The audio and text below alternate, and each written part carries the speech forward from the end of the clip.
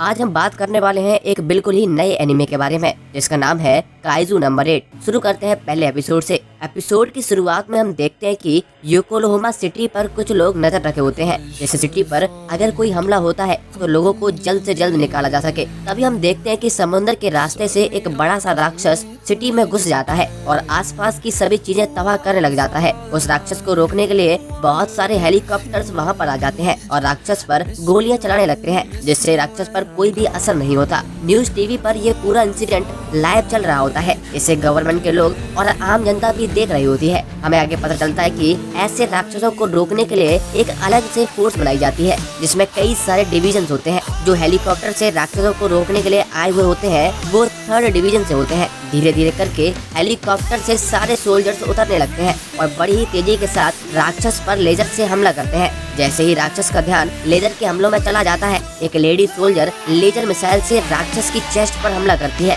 जिससे राक्षस की चेस्ट में होल हो जाता है और राक्षस का दी एंड हो जाता है। इसके बाद राक्षस की बॉडी को शहर से हटाने के लिए बड़ी बड़ी मशीनें लगाई जाती हैं और राक्षस की बॉडी को हटाने का काम शुरू कर दिया जाता है। हमें बताया जाता है कि ऐसे राक्षसों को काइजू कहा जाता है। शहर के सभी लोग और न्यूज रिपोर्टर डिवीजन 3 के सोल्जर्स की तारीफ कर रहे होते हैं कि उन्होंने बिना किसी को नुकसान पहुंचाए काइजू को मार गिराया। जिस लेडी सोल्जर ने काइजू पर लेजर मिसाइल से हमला किया था वो डिवीजन 3 की लीडर आशिरो होती है। इसके बाद हम क्लीनिंग स्टाफ पर शिफ्ट हो जाते हैं। हमें एक क्लीनिंग वर्कर का नाम काफका हिबिनो बताया जाता है। काइजू के मरने के बाद ये लोग थोड़ा थोड़ा करके काइजू की बॉडी को काट काट कर शहर से दूर ले जाते हैं। कोई भी इनकी तारीफ नहीं करता। उसके बाद भी ये लोग अपना काम पूरी तरीके से करते हैं, जिससे शहर के लोगों को कोई भी परेशानी न उठानी पड़े। आगे हम देखते हैं कि जब क्लीनिंग स्टाफ अपना काम कर रहा होता है तब वहाँ पर एक ड्रोन आ जाता है। ये ड्रोन इजुमु टेक नाम की एक कंपनी का होता है जो काफका से काइजू का बॉडी सैंपल मांगता है। काफका भी ड्रोन को काइजू का थोड़ा सा मीट काट कर दे देता है। इसके अलावा वहाँ पर काइजू के कटे हुए टुकड़ों को ले जाने का काम चल रहा होता है। एक वर्कर एक मीट के टुकड़े को बाहर निकाल रहा होता है। काफका चिल्लाकर उस वर्कर को मना करता है और तब तक उस टुकड़े में तेज धमाका हो जाता है। इस धमाके से एसिड टाइप की कुछ चीज निकलती है जो वर्कर के घुटने पर लग जाती है। काफका तेजी से आकर उस वर्कर के घुटने पर एक दवाई डाल देता है। काफका उस वर्कर से कहता है डरने की कोई बात नहीं है, ये मेरे साथ कई बार हो चुका है। काफका सोचता है जब भी 3rd डिवीजन किसी काइजू को मारती है तो चीजें बहुत ही ज्यादा खराब हो जाती है। हमें इतने बड़े काइजू को हटाने के लिए 1 हफ्ते का समय दिया गया है। 1 हफ्ते में हम ये कैसे कर पाएंगे? आगे काफका को काइजू की पॉटी वाले हिस्से पर काम करने के लिए भेज दिया जाता है, जहाँ पर इतनी ज्यादा गंदगी होती है कि काफका की हालत खराब हो जाती है। अगली सीन में काफका काम खत्म करके अपने घर पहुँच जाता है। काफका बहुत ही ज्यादा थक चुका होता है और उसे अभी भी काइजू की पॉटी की स्मेल आ रही होती है। आगे टीवी न्यूज में बताया जाता है कि कैसे 3rd डिवीजन ने और उनकी लीडर आशिरो ने काइजू को हरा दिया। हमें पता चलता है कि आशिरो केवल 27 साल की है और उसने अभी तक बहुत सारे काइजू को मार गिराया है।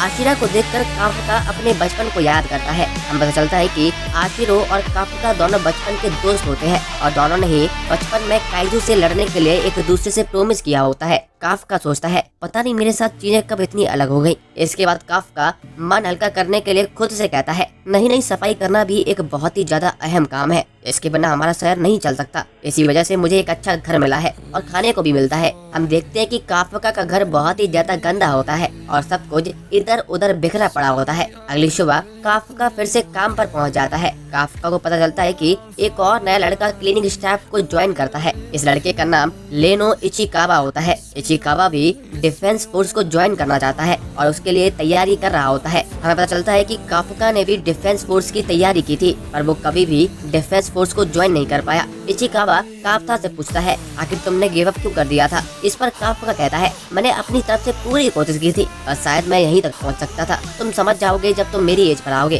काफका की बात सुनकर इचिकावा बड़े ही रूड तरीके से कहता है मैं कभी भी गिव अप नहीं करूंगा, चाहे इसके लिए मुझे एक दिन मरना क्यों न पड़ जाए। ऐसा बोलकर इचिकावा वहाँ से चले जाता है। इचिकावा के जाते ही काफका गुस्सा होते हुए खुद से कहता है क्या मैं ऐसा कुछ बोल सकता था जिससे मुझे कम बुरा लगता? गिव अप करना क्या इतना ज्यादा बुरा है? अगली सीन में हम क्लीनिंग वर्क पर शिफ्ट होते हैं। क्लीनिंग स्टाफ को अलग अलग टीम्स में बांट दिया जाता है जो काइजू के अलग अलग पार्ट्स को ले जाने का काम करती है। काफका और इचिकावा दोनों को काइजू की पॉटी वाले हिस्से पर काम करने के लिए कहा जाता है। काफका चिढ़ जाता है क्योंकि काफका को हमेशा यही काम मिलता है, फिर भी वो बिना शिकायत किए कर देता है। काफका का मैनेजर कहता है काफका कभी भी किसी काम के लिए मना नहीं करता।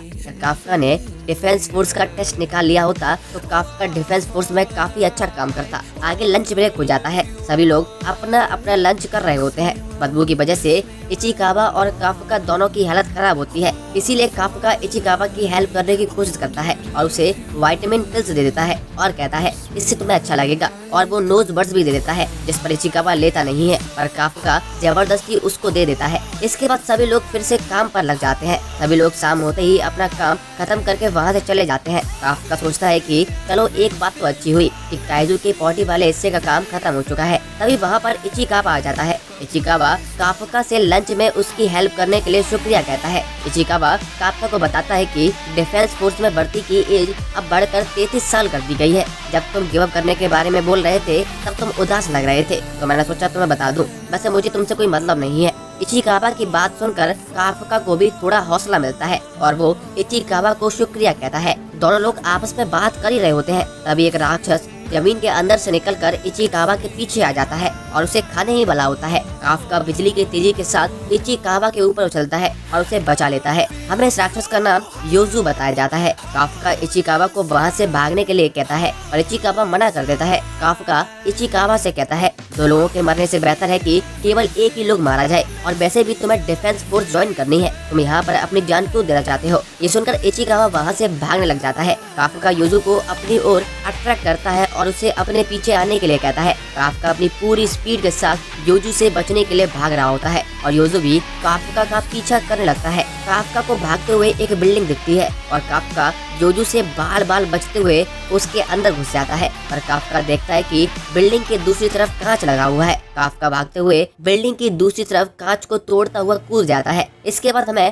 काफका का एक फ्लैशबैक दिखाया जाता है। काफका और आशिरो दोनों एक पहाड़ी पर बैठे हुए होते हैं। दोनों के स्कूल और घर काइजू ने तबाह कर दिए होते हैं और साथ ही में आशिरो की दो में से एक कैड मिको को भी मौत हो जाती है। इसके बाद दोनों लोग काइजू से लड़ने के लिए डिफेंस फोर्स को ज्वाइन करने का फैसला करते हैं और कहते हैं देखते हैं हम दोनों में से कौन सबसे ज्यादा कूल ऑफिसर बनेगा। आगे हम फिर से प्रेजेंट में आ जाते हैं। काफका बिल्डिंग से छलांग लगाकर निकल जाता है और योजू भी फिर से काफका के पीछे आ जाता है। काफका एक डंडे से योजू के पैर पर हमला करने की सोचता है और योजू काफका पर पंजे से हमला कर देता है, जिससे काफका घायल हो जाता है। काफका सोचता है आखिर ये सब कैसे हो गया, मुझे तो डिफेंस फोर्स ज्वाइन करनी थी। आगे योजू काफका पर हमला करता है और योजू दो बड़े पत्थरों के बीच में फंस जाता है, जिसकी वजह से काफका का केवल पैर ही चोट हो पाता है और उसकी वजह से काफका भाग भी नहीं पाता। आगे योजू काफका को बस खाने ही वाला होता है और तभी वहाँ पर इचिकावा आ जाता है और योजू के मुंह पर हमला कर देता है, जिसकी वजह से योजू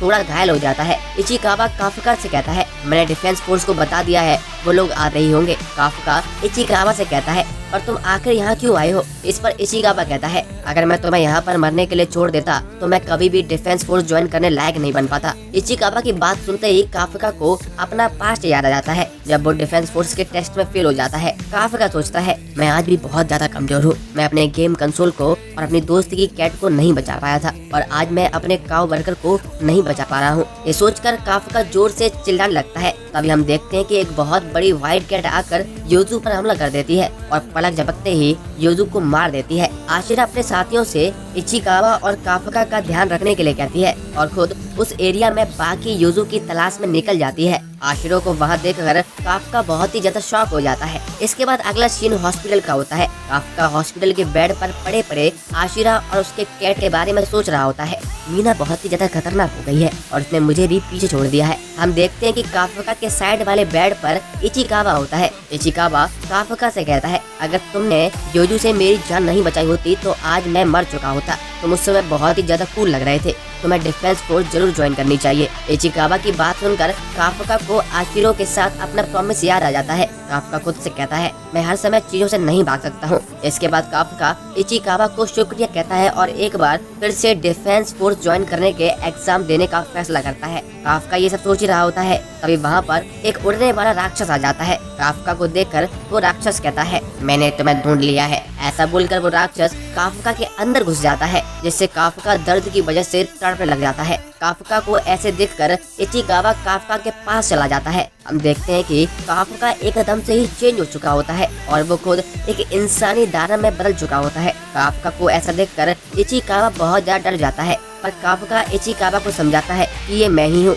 इचिकावा के अलावा एक और इंसान काफका का दानव रूप देख लेता है और वो डिफेंस फोर्स को कॉल कर देता है, जिसको देखकर इचिकावा और काफका भागने का फैसला करते हैं। एपिसोड के एंड में हमें आशिरो और काफका का बचपन दिखाया जाता है। दोनों लोग काइजू से लड़ने की टेक्निक के बारे में पढ़ रहे होते हैं। काफका कहता है काइजू से लड़ने के लिए हमें सबसे पहले उनके पैरों पर हमला करना चाहिए, जिससे हम उन्हें बांध सके और वो भाग ना पाए। काफका की बात सुनकर आशिरो कहती है जब भी मैं काइजू से लड़ने के बारे में सोचती हूँ, जो कि हमेशा ही बहुत ही ज्यादा बड़े होते हैं, तो मैं डर जाती हूँ। इस पर काफका कहता है तुम्हें डरने की कोई जरूरत नहीं है, मैं हमेशा तुम्हारे साथ रहूंगा। हम देखते हैं कि आशिरो नहाते समय अपने बचपन को याद कर रही होती है, तभी उसका फोन आ जाता है। आशिरो को फोन पर एक और काइजू के बारे में बताया जाता है, जिसे लोगों ने हॉस्पिटल में देखा था। ये काइजू काफका ही होता है। आशिरो फोन पर उस काइजू को मारने के लिए अपनी टीम को रेडी करने के लिए कहती है और इसी के साथ ये एपिसोड खत्म हो जाता है। दोस्तों बताइए आपको काइजू नंबर 8 का पहला एपिसोड कैसा लगा, कमेंट जरूर करिए, हमें अच्छा लगता है।